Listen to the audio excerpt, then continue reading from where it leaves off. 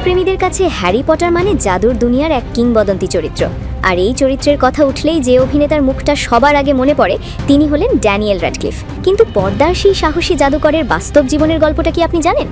বিশ্বজোড়া খ্যাতি, অগাধ টাকা, কোটি কোটি ভক্ত, সব কিছু থাকা সত্ত্বেও তাঁর জীবনে নেমে এসেছিল এক অন্ধকার সময়। 2001 সালে মুক্তি পায় Harry Potter and the philosophers stone.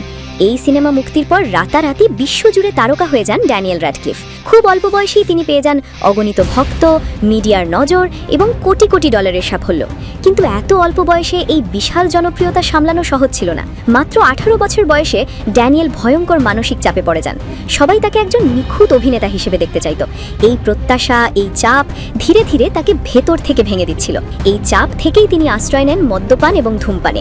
শুরুতে মনে হয়েছিল এতে হয়তো কাজ করতে সুবিধে হচ্ছে, কিন্তু বাস্তবে সেই নেশাই তার শরীর ও মনকে ধ্বংসের দিকে ঠেলে দিচ্ছিল।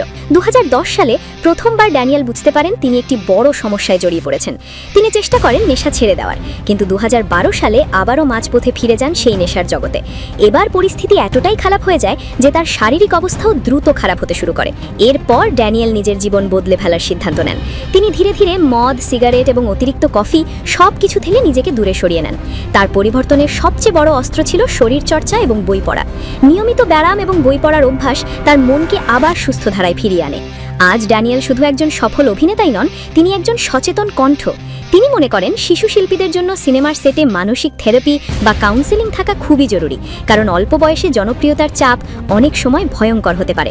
ড্যানিয়েলের মতে পরিবার, বন্ধু এবং সঠিক সমর্থন থাকলে যে কোনো মানুষই কঠিন নেশা থেকে বেরিয়ে আসতে পারে।